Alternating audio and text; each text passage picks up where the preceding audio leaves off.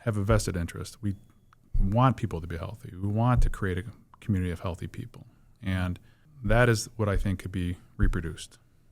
I could take a physician in, Kalamazoo. I could take a physician in, Austin, Texas, you name it, that is kind of either, I don't want to say burnt out, but has been through the traditional medical model, has seen what, and wants to offer something different. Where if we figure out the model, we can just move it over there. Welcome to The Roll Call, the podcast where we dive into the roles that define us. I'm your host, John Glahn. On each episode, we explore the journeys of people discovering their true roles in life, business, and beyond. Get ready for inspiring conversations about finding purpose and authenticity. Let's roll the roll call. Hi, welcome to The Roll Call. I'm John Glahn. I have with me Dr. John Kulish, the president of Best Life N of One, locally here in Michigan. I am excited to have John on because I have had numerous people locally raving about what he is doing for patients in the personalized healthcare space, and I'm going to let him dive into that. So, all here and accounted for, let's start the roll call. Thank you. Yeah, so John, thanks for joining. I think one thing that I love most about what I get to do here is learning stories and how things come to be, right? Your story that I want to dive into, right? You ER doc, you and your wife ER docs, I'm sure living whatever that life would be, right? Maybe some stability, lots of other things, and you decided to hang that up and go do your thing. So let's lead into it. Yeah. What got you here? So my whole adult life, I did emergency medicine, practiced for about 25 years, different various hospitals in the Metro Detroit area, primarily the Providence, Novi, and Southfield campuses. My wife, Jen, also emergency medicine for almost 20 years. Again, that's what we did, we specialize in, and that's what we made our careers in. For various different reasons that I'm sure we'll get into. After about 20 years, I kind of was thinking, time for something different. There's a lot of changes within emergency medicine in the hospital and traditional medicine in general that really made me think, got to find something different to do. And, from various things such as COVID, when that happened, it was quite a traumatic experience for us, especially in the emergency department. Oof, I can imagine. And then, healthcare, I believe, changed after that as far as patients' expectations, hospitals' expectations, healthcare expectations. Really changed quite a bit, and the job did change. But I think the key driver was, for both Jen and I, in our mid, 40s, really kind of noticed that we weren't feeling the same. Wasn't feeling like I was, 20 again, which is normal, but I couldn't explain why I was tired all the time, why I couldn't, I wasn't really motivated, why I couldn't sleep well, why I couldn't lose weight despite watching what I eat and exercising. And every time I would go to my doctor, the answer was always, "Oh, you're normal. Everything's fine. Your blood work looks good." Yeah. Really was just told to accept that this is just part of getting older. Yeah. You're getting old. This is what you deal with. And I didn't want to live like that. And I think, my experience of seeing, and I think we've all seen it with either our grandparents, our parents, aunts and uncles, people that we know as they got older, watching them, kind of navigate those last 10 to 15 years of their life wasn't always so graceful, right? And wasn't always so productive. And, I personally saw my grandfather spend the last, roughly 10 years of his life with pretty bad dementia, not be able to interact and, really take care of himself. And I saw that over and over and over again in the emergency department, and the patients were getting younger and younger and younger. So I decided I'm going to try something different. I'm not going to spend the rest of my life, the end of my life going down that path. And couldn't get the answers I was looking for from my doctor, and eventually just started, doing stuff on my own. Eventually I did convince him, and one of the big things that, we do at our clinic is kind of longevity and hormone optimization. And it really started with me with just simply checking my testosterone and finding out that I was on the low end, which didn't meet the traditional definition of, low less than 300, what, most doctors will consider low. But then initiating treatment and seeing what a difference it made in my life and how I felt and how I performed, and, even from mood and how I am with my family, with my kids, I knew there was a better way to practice medicine. So how did you stumble across this, or maybe not the right word, right? As a doctor, you knew some of these things, but... I think, I do think that, in all transparency, we don't learn a ton about hormone optimization during med school. I mean, I think if most physicians are being honest, we might have spent 1 or 2 hours during our medical school careers learning about, the hormone cascade and maybe some of the genetic, variants that you're not going to really see. But as far as normal decline of testosterone in men, the normal hormone variation in women as they go from childbirth to perimenopause to menopause and postmenopausal, we don't spend a lot of time in that.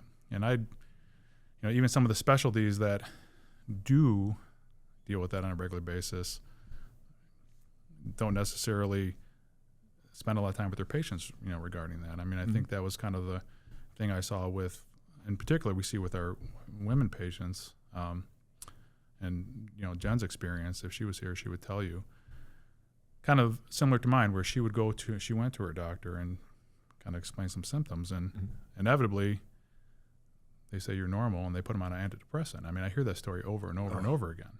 Yeah. They attribute a lot of these symptoms to depression when I have nothing to be depressed about. Right. I had a good career. I have a good family. I have great kids, a good social, foundation. What am I to be depressed about? It was all my hormones. I've just thinking back of my own family, and I won't disparage them, but that in my some of my own family circles, that has been a prescription over the years, right? Oh, yeah. And at the time, I didn't know the whole story of why they were doing it, but I hear it and I'm like, what are you doing? Like, is this what are we doing here? Right? Are you really that? And now I totally, it just hit me in the face, right? That they're trying to treat some symptom, not actually taking care of the actual what it is. Yeah, I mean, that's what I saw with the evolution of where we started at to where our current clinic is when I working in the traditional medical model, having the experience of going to doctor's offices, it's not their fault, but the model is broken, right? I mean, they have usually 10, maybe 15 minutes to spend with a patient at a time. And I mean, when was the last time you saw a physician and they were on time and for your appointment? Right. So, Turn and burn. They're rushed. They have to document, loads of stuff in order to get their reimbursement from the insurance companies. They don't get to the root cause. The traditional model's more interested in writing a prescription to react to a symptom as opposed to being proactive and, trying to avoid them altogether. And so many things are flooding to me with my familial, experiences. So how do you educate yourself now? How is it that you know what is not taught? So, I mean, there are, luckily, there are societies out there, and, there's one, there's, a couple of what they call anti-aging societies that have conferences and workshop and classes, and there's individual physicians that will teach, so I've taken some private courses from individual physicians. Obviously, there's online courses and conferences that you can go to with different educational tracks, and there's the information is out there. You just got to look for it. Right. Talk to me about what the name of the practice. What's N of 1? So when you're looking at scientific studies, the number of subjects in that study is the N, right? So if there's 100, people in the study, the N is 100. Well, N of 1 is, kind of has a little bit double meaning where it's, a medical practice. It is a healthcare designed for the N of 1, you as an individual.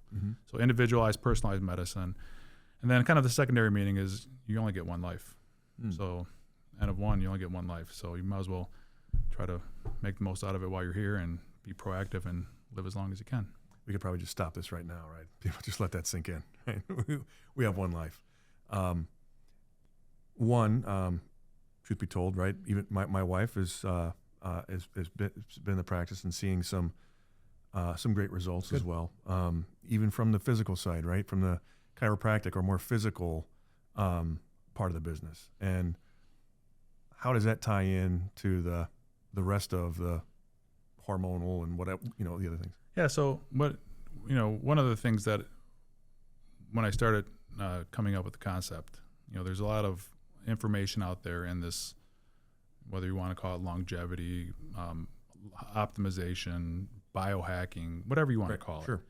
A lot of influencers, a lot of people coming up with information, and how do you kind of weed through what's real and not real, what works and doesn't work. And there's some things that are actually proven that work quite a bit, and things like sauna, cold plunge, red light, hyperbaric medicine, these are all proven, to be very beneficial for various different things.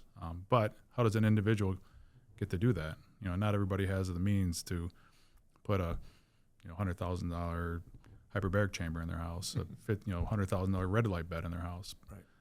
So what I thought was, well, let's combine it all into one space. We're going to provide medical care. We do procedures. We do, blood work.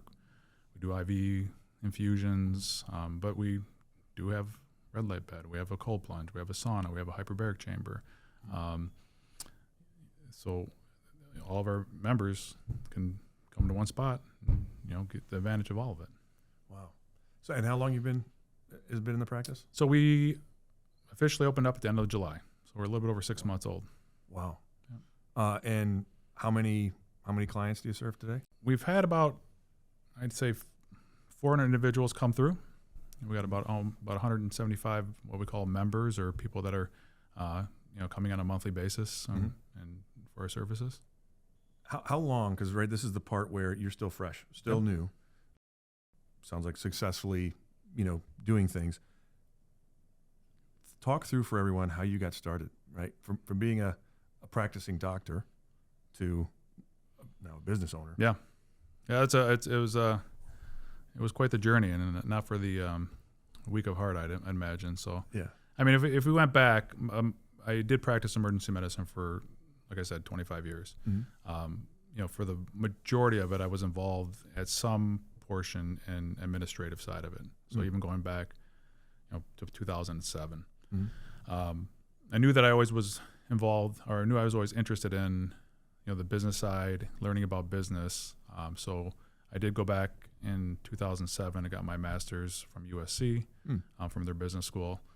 And then the whole time I've been involved with the kind of more the business and administrative side of our emergency medicine practice that I was part of, starting with, associate director of the emergency department, eventually medical director of the emergency department. Then from there, got more involved with the corporate business and growing that, and involved with acquiring some urgent cares that we didn't have a service line, and then growing that to 8 urgent cares and getting involved with real estate. So I had some background with opening new clinics in real estate and building, in addition to the business side of medicine. As time was going on throughout my career and I was thinking about doing something different, it's never easy to leave a job when you have good income, good hours, comfort. Right. But I think, personally and professionally, I still remember, laying in bed and talking with Jen and saying, I don't think I can do what we're doing anymore.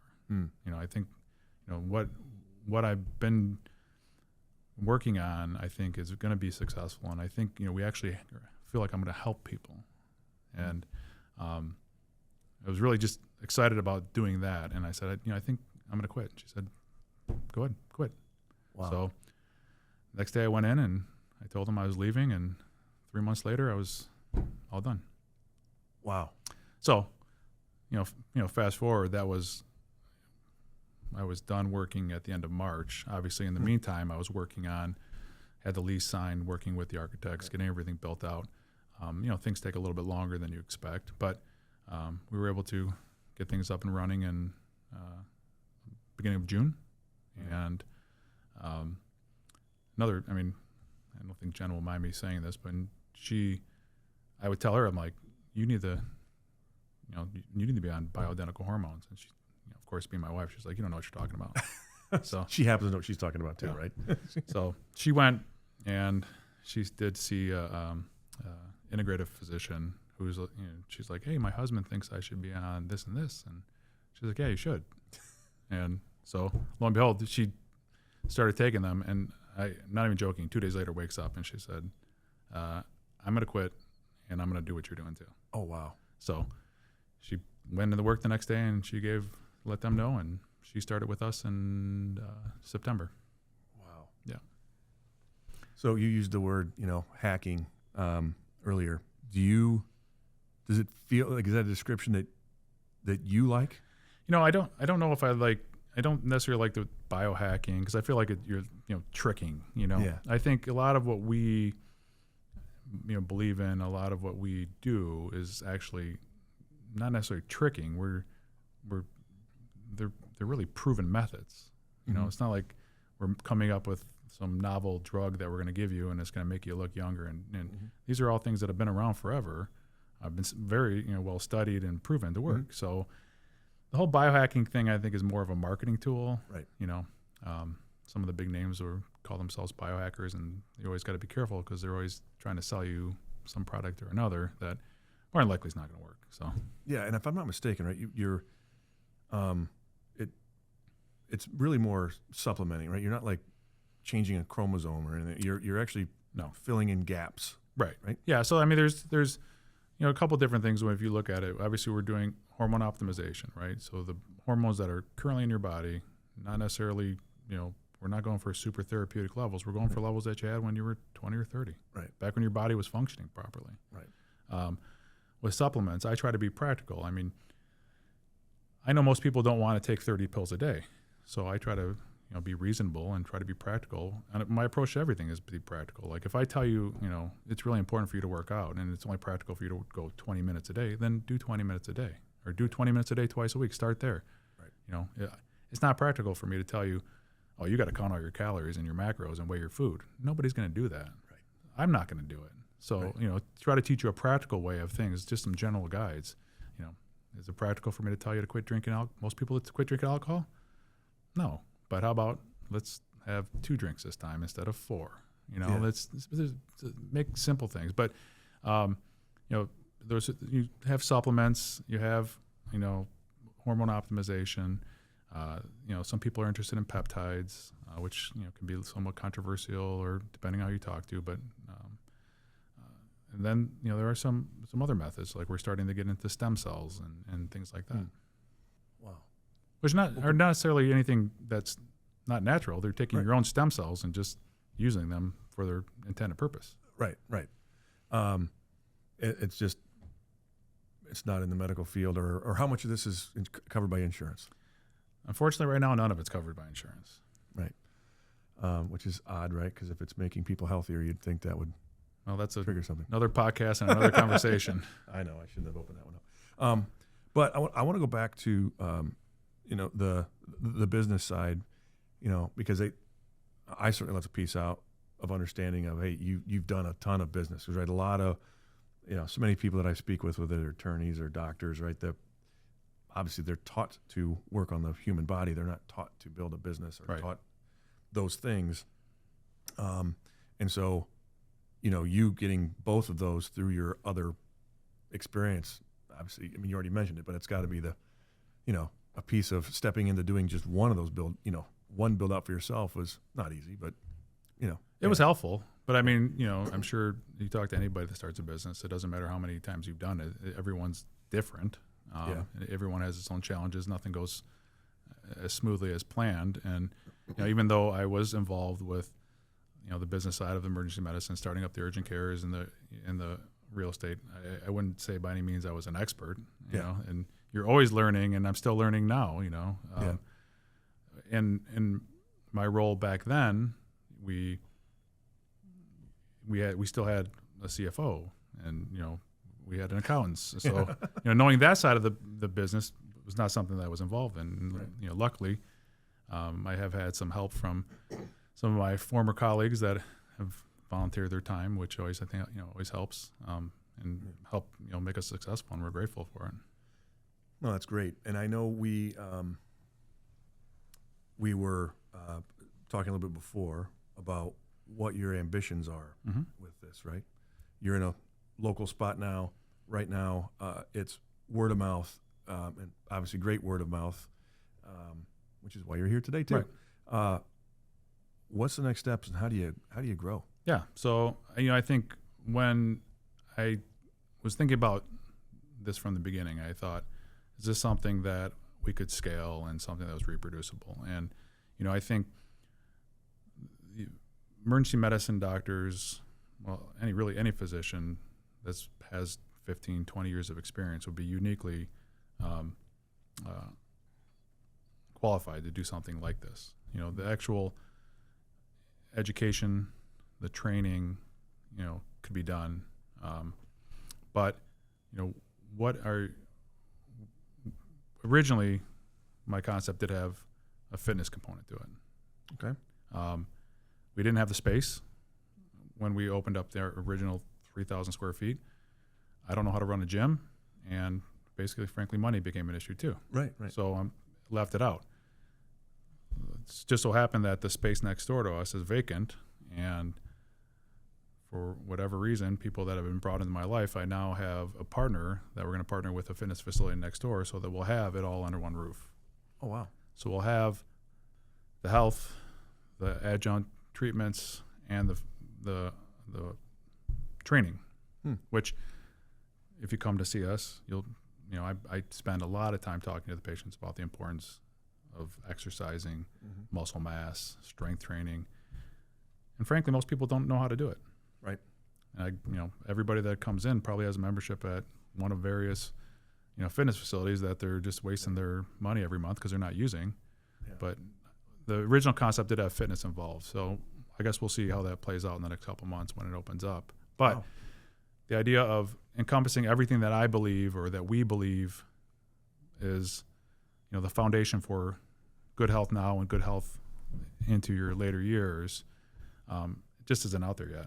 I think you see some mix of some of it, right? You have some of the gyms getting involved by having, they have saunas or red light beds or hyperbaric chambers. Maybe they're bringing in some medical care.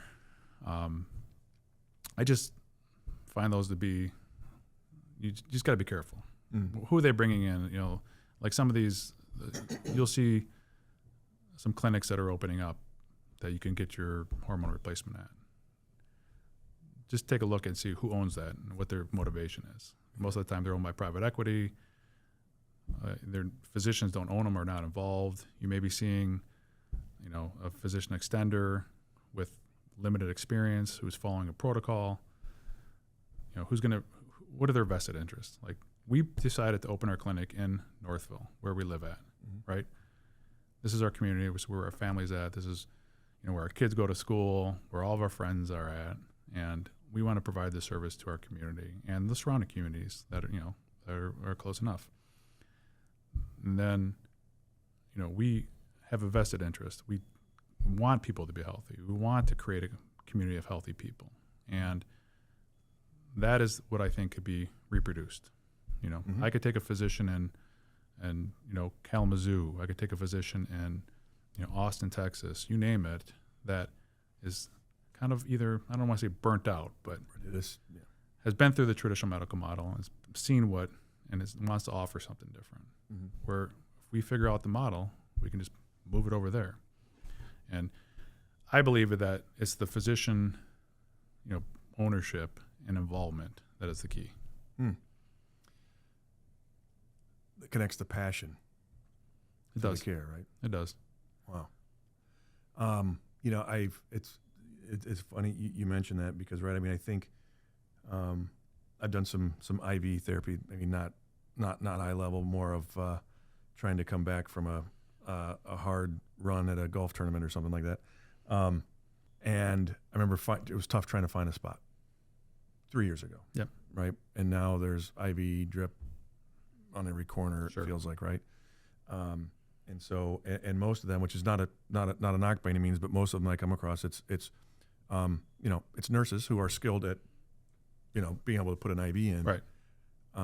but it's not, again, and it's not, maybe not their intention is to be a doctor-driven model, but I totally see what you're saying, where it's like, there's a business need, someone knows how to business-wise fill that need. Right. Doesn't mean it's the same. Yeah, you see that with, and again, not a knock on it, but med spas, right? Mm-hmm. Med spas are starting to do weight loss drugs. Mm-hmm. They're starting to do, trying to do peptides. And you just got to question what the reason is.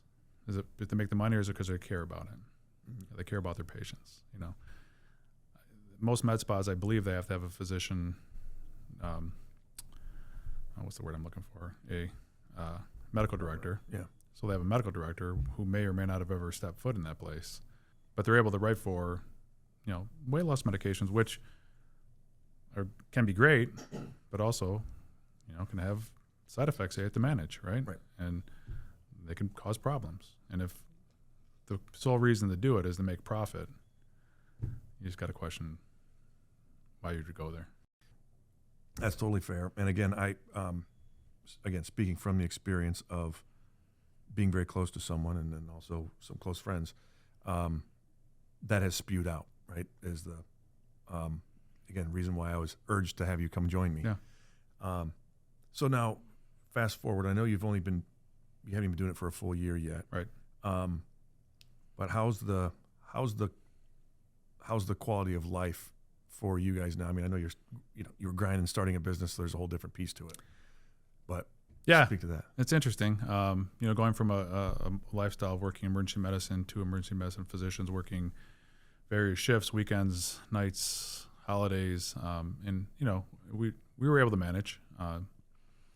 It wasn't always easy, but I think we always were make sure we're there for our kids. But now having our own business, obviously you have, you even when you're home, you're working on your business, but it's a lot more enjoyable when you're working for yourself. Everything that you're doing, the success that you have is all, reflective on your work, and you get the benefit from it. So, typically I'm there Monday through Friday, from 8 in the morning till 5 at night, and when I'm at home, I'm like on my computer till I go to bed, and then when I wake up in the morning, I'm checking to make sure there's no messages, and then, patients want to come in on Saturdays sometimes, so I'll come in and start IVs or, let them jump in their red light bed or whatever they want to do. But it's always interesting. But when you're a business owner, I think that's the one thing is you got to do whatever it takes.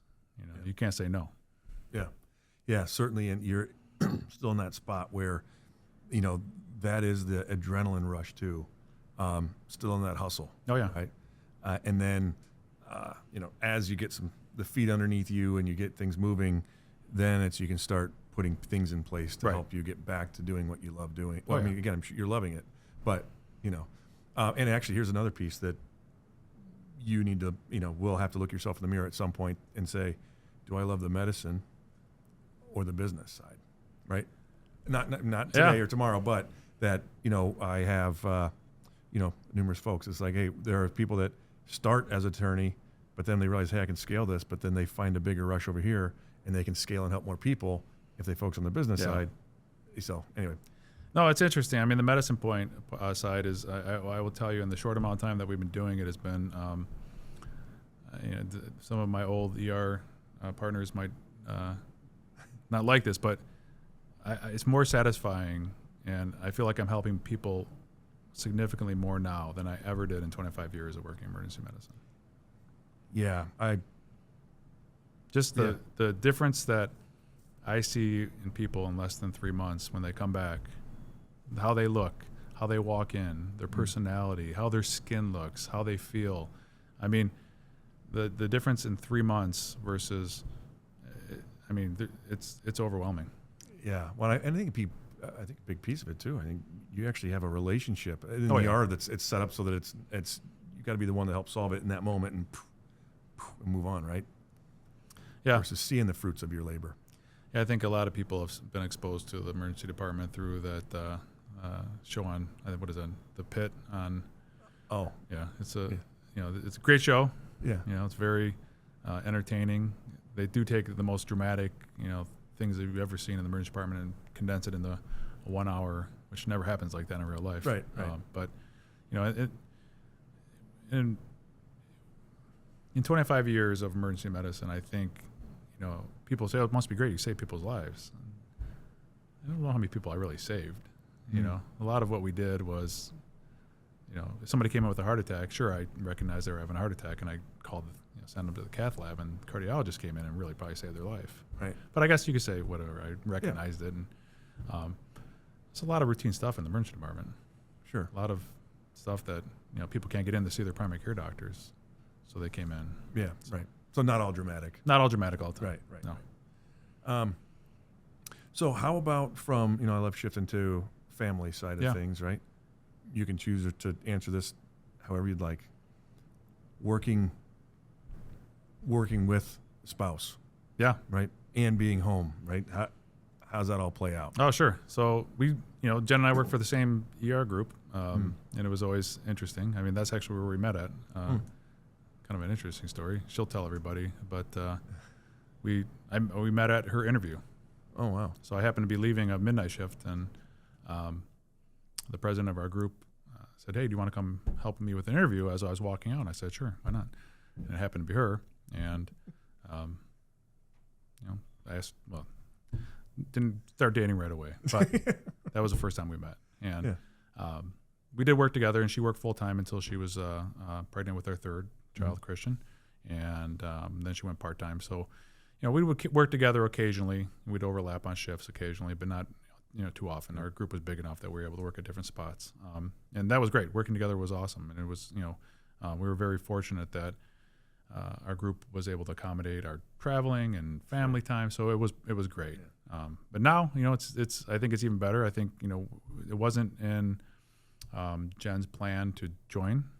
She was going to keep on working in the ER, and then she decided to change and do it. So we decided we're married.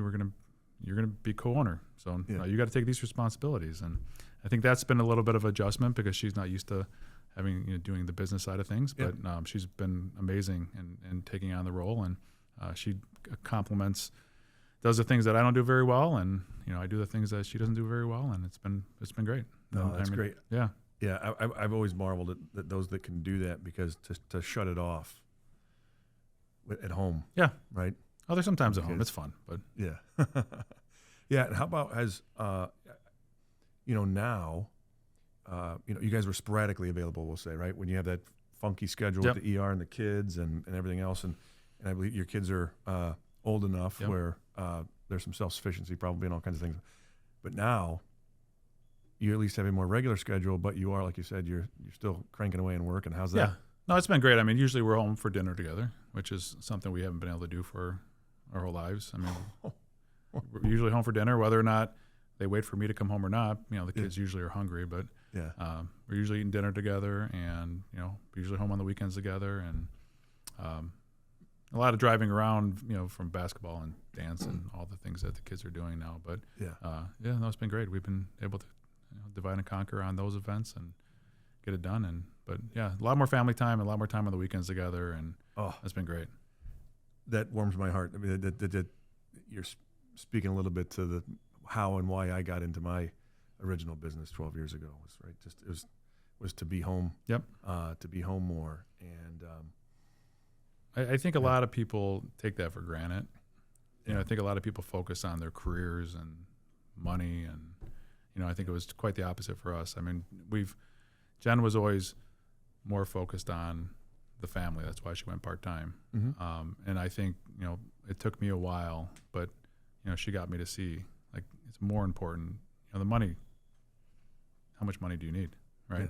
Yeah. I mean, we went from having good careers and being financially set to essentially not having a paycheck for a year. Yeah. And that all played into the equation. But honestly, I wouldn't go back and change anything.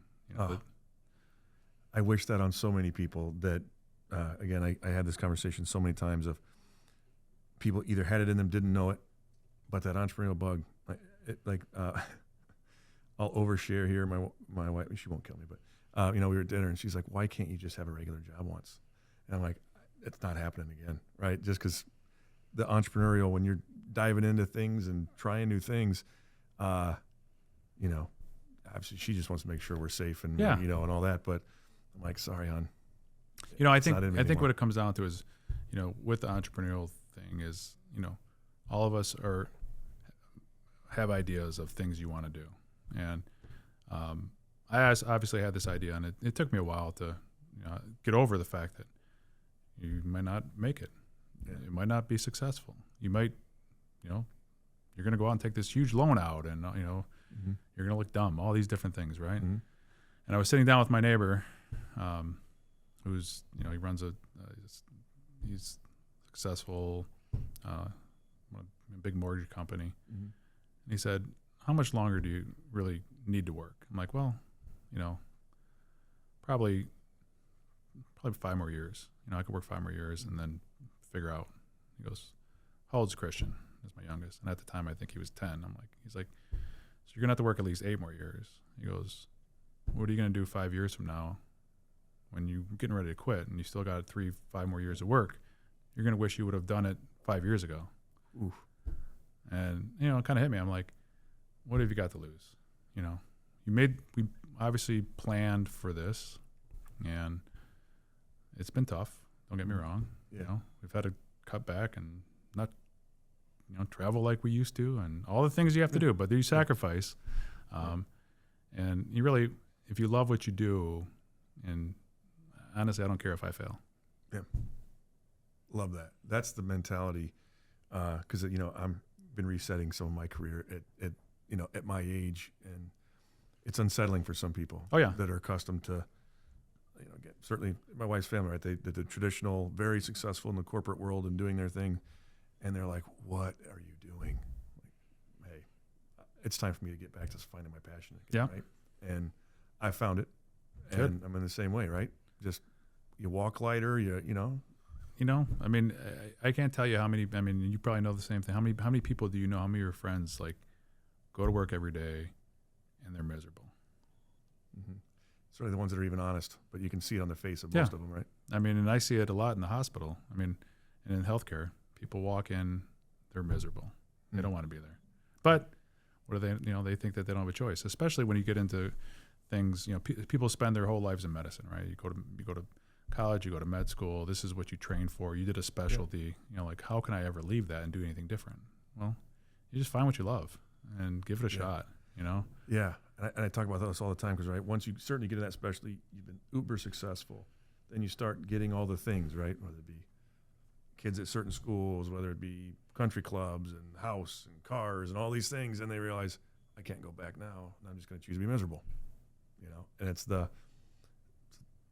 paradox in life that you're right, I see it in people, and I feel for them, but you just got to believe in yourself and take that leap. Yeah.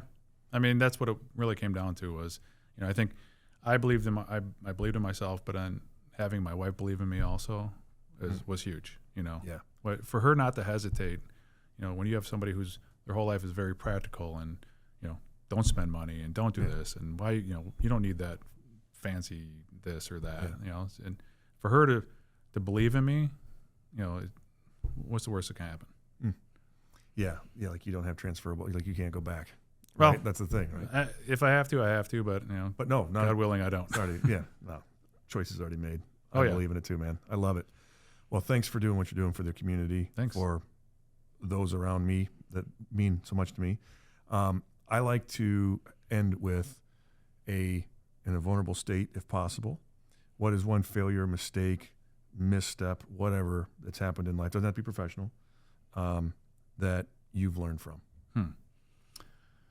I think when it comes to business, it really kind of, you got to choose the right people, who are going to support you and who you're going to work with. I think, making the decision of who's going to work with you and work for you, you want to transfer your passion for, the business and your passion for what you're doing. You want to set the culture. And sometimes, people might not be on board, whether it's for whatever reason, and making those decisions on, who to keep and who not to, I think is, those are the hard decisions you have to make. Yeah. What do you use now to make that choice? Well, we we obviously interview and have both of us interview them, and try to do the best we can. And we have a small group. We don't have a ton of people. So right, but that also makes it that much more pointed, right? You feel when it's not a right fit very quickly because it's some small family environment, and at your spot now, right? You need someone to go own that. Like, I need you to just go do this, right? And that's tough to find. That's the tough. We're in the people business, no matter how big or small. That's what changes everything in the business to grow and scale, is how we effectively get the right people that can see what your vision is, your passion is, and how do you measure that? How do you figure out if they have that? And so that's the secret sauce. Yeah. And so I think the hardest lesson is, you got to learn to let go of people. So people that you may have known for 20, 30 years that you think are your friends, people that you've relied on in the past. And I think if, you talk to anybody who started a business, people that you think are going to be there for you, and sometimes they're not, whether it's because of convenience, or they don't believe what you're doing, or they don't have the heart to tell you. But, being able to let go of those people that don't support you is, I think, one of the hardest things to do. Yeah, I think if there's one thing that I tend to, I don't feel great about, but yet I do, is when I can help clients get to that point, because so many businesses got to where they are from the people that are around them. Yep. But they also don't realize that they're also holding them back. Sometimes. Sometimes. And the freeing part for both people is when you can let that go. Both of you can let it go, and they go thrive and do something they love with someone they love. And then you get the right person to go. It's like rocket fuel. Yeah. Right. And so you're right. Breaking away from, because so many of us hold on to the emotional part of the friendships and the loyalty that they've showed or you showed, and ultimately people think it's a bad thing, but it's not serving them or you. Right. So great lesson. Thank you. Well, John, how can people get in touch with you? Where are you located? Let's throw it all out here and make sure people come storm down your doors. So we are in Northville. We're on 7 Mile. The address is 40820 7 Mile Road. We're at Suite C, right across from the new fire station that they built. Oh, awesome. Our website's www.bestlife.com. And we have limited social media with Facebook and Instagram. We're still working on figuring all that out. But outside of that, I think the best way is either email us, through the website. We're still working on optimizing the website, so you'll see some changes there hopefully in the next couple of weeks. But or just give us a call. Yeah, well, I promise you, your face will be splattered on the internet. We'll try to do the best we can. Well, hopefully it looks okay. It does. Thank you so much, Thank John. you. All right, that's a wrap. Thanks for tuning in to The Roll Call with John Glahn. If you enjoyed today's episode, be sure to subscribe for more insightful conversations. Remember, discovering your true role in life is a journey worth exploring each and every day. Until next time, keep defining your path and living your authentic self. This is John Glahn signing off.